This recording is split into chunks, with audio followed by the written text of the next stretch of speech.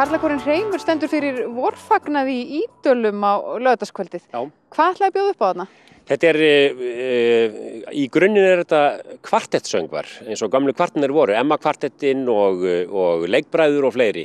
Og þessi lög sem að lifðu með þjóðinni ansi lengi, þau eru tekin hérna, já, minnst að kosti sýnishorn af þeim og kórinn að spreyta sig á þessum og það ekkert kannski alltaf svo auðvelt að syngja kvartettlög sko þegar stóran kór að ræða. Þetta hefur verið mjög spennandi verkefni og gengur bara vel held ég. Svo erum við náttúrulega með ýmislegt fleira heldur en kvartettsöngin. Það koma hana gestir. Þau koma Lára Sóley Jóhannsdóttir fiðluleikari. Hún nú reyndar söngkona líka en verður nú mest í fiðluleik þarna og Hjalti Jónsson þau koma og verða með okkur. Og svo verða þarna hagyrðingar líka svona sem að senda sín skeyti inn á völlin eftir því hvernig þeim finnst frammistaðan hafi verið. En oftast svoleiðis.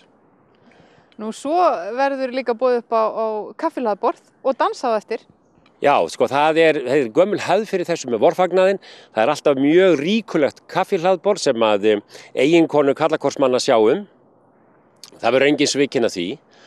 Og þegar menn hafa belt sig vel út þá tökum við seinni hlutatónleikana og geta jafnvel fengið smá ábóta með hann.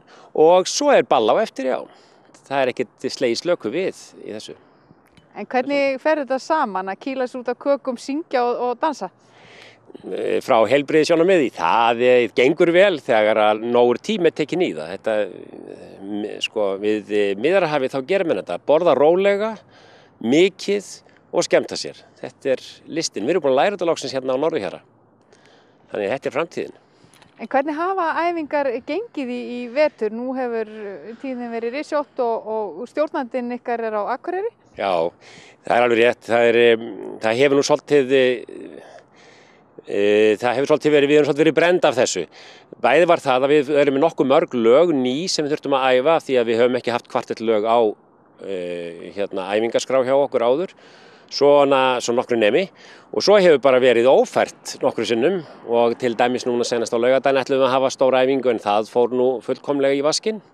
Svo nú æft svolítið stíft síðustu dagana en þetta allt nánast komið sko, þannig að það ekkert mál. En þetta eru víst ekki einu tónleikarnir sem að þú kemur nálægt helgina. Það nóg að vera í tónlistarlífinu hér á Norðurlandi.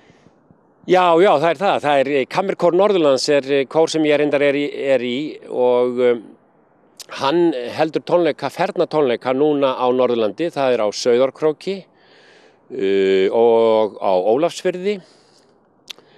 Þetta á laugardaginn, 29. og síðan daginn eftir á sunnudag tónleikar á Akureyri og í Þorgeirskirkju.